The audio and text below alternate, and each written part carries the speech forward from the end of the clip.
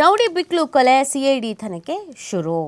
ಭಾರತೀನಗರದ rowdy Shivaprakash alias ಬಿಕ್ಲು Shiva ಕೊಲೆ ಪ್ರಕರಣದ ತನಿಖೆಯನ್ನು ರಾಜ್ಯ ಅಪರಾಧ ತನಿಖಾ ಇಲಾಖೆಯ ಅಧಿಕಾರಿಗಳು ಆರಂಭಿಸಿದ್ದಾರೆ.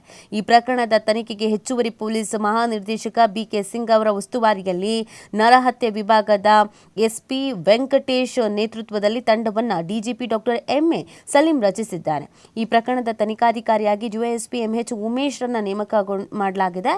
ಜಮೀನು ವಿವಾದದ ಹಿನ್ನೆಲೆಯಲ್ಲಿ ಜುಲೈ 15ರಂದು ಹಲಸೂರು ಕೆರೆ ಸಮೀಪ ತನ್ನ ಮನೆ ಮುಂದೆ ನಿಂತಿದ್ದ ರೌಡಿ ಬಿಕ್ಲು ಶಿವನನ್ನ ಕೆಆರ್ಪುರ ಕ್ಷೇತ್ರದ ಬಿಜೆಪಿ ಶಾಸಕ ಭೈರತಿ ಬಸವರಾಜ್ ಅವರ ಆಪ್ತ ಎನ್ನಲಾದಂಥ ಹೆಣ್ಣೂರಿನ ಜಗದೀಶ್ ಅಲಿಯಾಸ್ ಜಗ್ಗನ ಸಹಚರರು ಮಾರಕಾಸ್ತ್ರಗಳಿಂದ ಹಲ್ಲೆ ನಡೆಸಿ ಹತ್ಯೆಗೈದಿದ್ರು.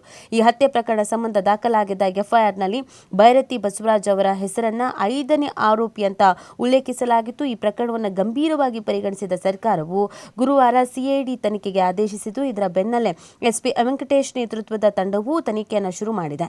ಭಾರತೀನಗರ ಠಾಣೆಗೆ ತೆರಳಿ ಡಿವೈಎಸ್ಪಿ ಉಮೇಶ್ ಅವರು ಇದುವರೆಗೆ ಪ್ರಕರಣದ ಬಗ್ಗೆ ನಡೆದಿರುವಂತಹ ತನಿಖೆ ಬಗ್ಗೆ ಮಾಹಿತಿ ಪಡೆದಿದ್ದಾರೆ. ಅಲ್ಲದೆ ಪೂರ್ವ ವಿಭಾಗದ ಪೊಲೀಸರು ಸಂಗ್ರಹಿಸಿರುವಂತಹ ಸಾಕ್ಷ್ಯಗಳು ಮತ್ತು ದಾಖಲೆಗಳು ಭೈರತಿ ಸೇರಿ ಕೆಲವರು ವಿಚಾರಣೆ ಬಗ್ಗೆ ಸಿಐಡಿ ಅಧಿಕಾರಿಗಳು ವಿವರವನ್ನು ಪಡ್ಕೊಂಡಿದ್ದಾರೆ. ಸೊ ಟೋಟಲ್ ಆಗಿ ಈ ಕೇಸ್ ಸಿಐಡಿಗೆ ಹೋಗ್ತಾ ಇರುವಂತಹ ಹಿನ್ನೆಲೆಯಲ್ಲಿ ತನಿಖೆ ಮತ್ತಷ್ಟು ಚುರುಕು ಪಡ್ಕೊಳ್ತಾ ಇದೆ.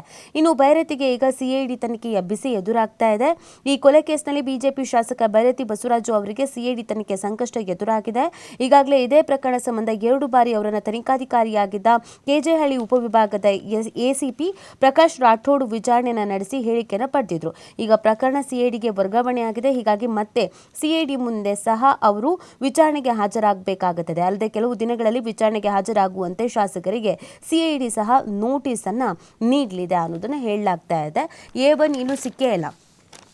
ಪೊಲೀಸರು ಇದರಲ್ಲೆಲ್ಲೋ ಹಿಂದುಳ್ಕೊಂಡಿದ್ದಾರೇನೋ, ತನಿಖೆಯನ್ನು ಸಂಪೂರ್ಣವಾಗಿ ಮಾಡ್ತಾ ಇಲ್ವೇನೋ, ಯಾಕೆ ಈ ರೀತಿಯಾಗಿ ಆಗ್ತಾ ಇದೆ ಅನ್ನುವಂಥ ಪ್ರಶ್ನೆಗಳು ಹುಟ್ಕೊಂಡಿತ್ತು. ಇದರ ಬೆನ್ನಲ್ಲೇ ಸಿಐಡಿಗೆ ತನಿಖೆಯನ್ನು ವಹಿಸಿರುವಂಥ ಹಿನ್ನೆಲೆಯಲ್ಲಿ ತನಿಖೆ ಮತ್ತಷ್ಟು ಚುರುಕು ಪಡ್ಕೊಳ್ಳುತ್ತೆ.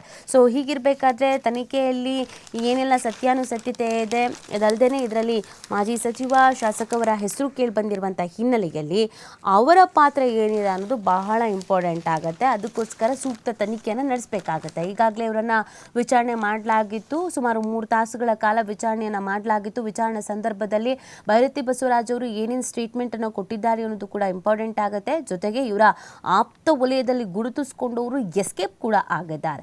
ಸೊ ಸಿಐಡಿ ತನಿಖೆಗೆ ವಹಿಸಿರುವಂತಹ ಹಿನ್ನೆಲೆಯಲ್ಲಿ ಇದರ ವೇಗ ಮತ್ತಷ್ಟು ಹೆಚ್ಚಾಗುತ್ತೆ. ಸಹಜವಾಗಿಯೇ ಭೈರತಿ ಬಸವರಾಜ್ ಅವರಿಗೆ ಒಂದು ಟೆನ್ಷನ್ ಅಂತೂ ಈಗ ಶುರು ಆಗುತ್ತೆ. ಯಾಕಂದರೆ ಒಂದು ವೇಳೆ ಇವರ ಪಾತ್ರ ಇದ್ದಿದ್ದೇ ಆದಲ್ಲಿ ಜೈಲಿಗೆ ಹೋಗಬಹುದಾದ ಪರಿಸ್ಥಿತಿ ಎದುರಾಗತ್ತೆ.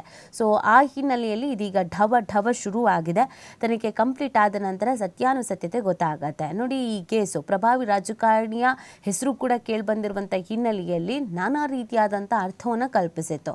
ಮತ್ತು ಮೊದಲಿಗೆ ಬಿಕ್ಲು ಶಿವ ಅವರ ತಾಯಿ ಕಂಪ್ಲೇಂಟ್ ಕೊಟ್ಟಿದ್ದಾರೆ ಅಂತ ಹೇಳಿದ್ರು. ಅದಾದಮೇಲೆ ಅವರು ಯೂಟರ್ನ್ ತೆಗೆದುಕೊಂಡಿದ್ರು. ಎಲ್ಲೋ ಒಂದು ಕಡೆಯಲ್ಲಿ ಬಿಕ್ಲು ಶಿವ ಫ್ಯಾಮಿಲಿಗೆ ಒತ್ತಡ ಹೇರುವಂಥ ಕೆಲಸವನ್ನು ಮಾಡಲಾಗ್ತಾ ಇದೆ, ಬ್ಲ್ಯಾಕ್ ಮೇಲ್ ಮಾಡುವಂಥ ಕೆಲಸ ಆಗ್ತಾ ಇದೆ, ತಮ್ಮ ಪ್ರಭಾವವನ್ನು ಬೀರಿಸಿ ಕೇಸನ್ನು ಕ್ಲೋಸ್ ಮಾಡಿಸುವಂಥ ಕೆಲಸ ಆಗ್ತಾ ಇದೆ, ಈ ಥರದ್ದು ಎಲ್ಲ ಹೇಳಲಾಗ್ತಾ ಇತ್ತು. ಸೊ ಹಾಗಾಗಿ ಈ ಕೇಸ್ ಸಿಐಡಿಗೆ ವಹಿಸಿರುವುದು ಬಹಳನೇ ಸೂಕ್ತ ಆಗಿದ್ದು, ತನಿಖೆ ಬಹಳ ಸಂಪೂರ್ಣವಾಗಿ ನಡೆದು ಪಾರದರ್ಶಕವಾಗಿ ನಡೆದು ಯಾರು ತಪ್ಪು ಮಾಡಿದ್ದಾರೆ ಅವರಿಗೆ ಶಿಕ್ಷೆ ಆಗುತ್ತೆ ಅನ್ನುವಂಥ ನಿರೀಕ್ಷೆನ ಇಟ್ಕೊಳ್ಳಲಾಗಿದೆ.